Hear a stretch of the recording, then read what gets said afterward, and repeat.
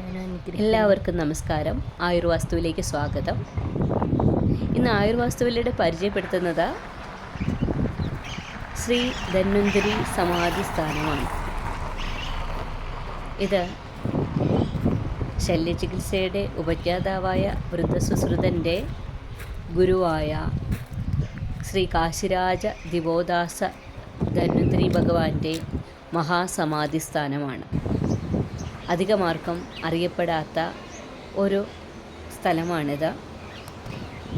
ഗുജറാത്തിലെ ജുനാഗഡിൽ നിന്നും ഏകദേശം ഒരു 10-65 കിലോമീറ്റർ ദൂരെ അകലത്തിൽ ഒരു ഗ്രാമപ്രദേശത്തിലാണ് ഈ ധന്വന്തരി സമാധി സ്ഥാനം നിലകൊള്ളുന്നത്.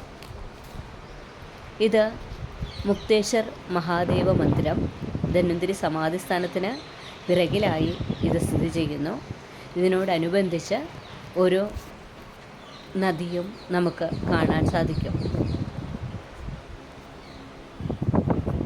ഇവിടുത്തെ പ്രദേശവാസികളുടെ അഭിപ്രായത്തിൽ നൂറ്റാണ്ടുകൾക്ക് മുമ്പ് ധന്വന്തരി ഭഗവാൻ അദ്ദേഹത്തിൻ്റെ അവസാന കാലഘട്ടങ്ങളിൽ ഇവിടെ വന്ന് അദ്ദേഹത്തിൻ്റെ ശിഷ്യന്മാരോടൊപ്പം കഴിഞ്ഞിരുന്നുവെന്നും അദ്ദേഹത്തിൻ്റെ ഭൗതിക ശരീരം ഉപേക്ഷിക്കുന്നതിന് മുമ്പായി തൻ്റെ ശിഷ്യന്മാരെ വിളിച്ച് ഇപ്രകാരം പറഞ്ഞുവെന്നും പറയപ്പെടുന്നു.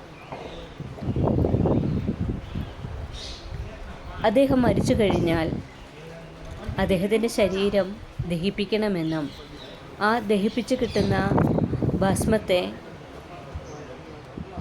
സമീപത്തുള്ള നദിയിൽ ഒഴുക്കി കളയണമെന്നും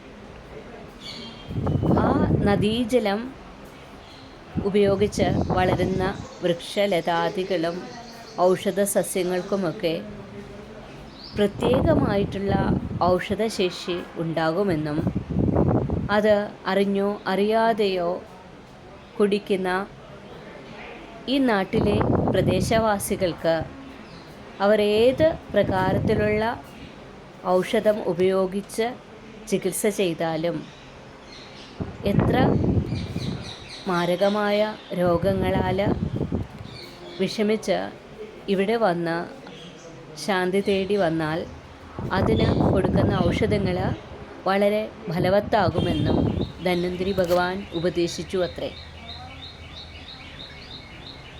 അങ്ങനെയുള്ള ഒരു പ്രദേശമാണ് ഇത്.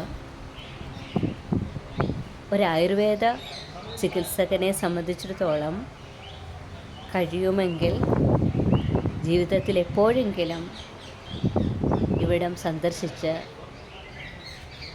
ധന്വന്തരി ഭഗവാന്റെ അനുഗ്രഹം നേടേണ്ടതാണ്.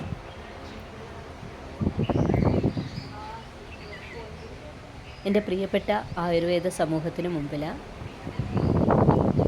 ഇത് നേരിട്ട് കാണാൻ കഴിയാത്തവർക്കും വേണ്ടിയാണ് ഞാൻ ഈ വീഡിയോ ആയുർവാസ്തുവിലൂടെ പബ്ലിഷ് ചെയ്യുന്നത്.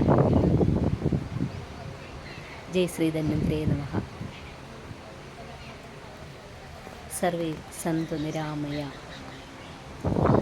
സർവേ ഭവന്തു സുഖിനഃ, സർവേ സന്തു നിരാമയ, സർവേ ഭദ്രാണി പശ്യന്തോ മാ കശ്ചിത് ദുഃഖഭാഗ് ഭവേത്.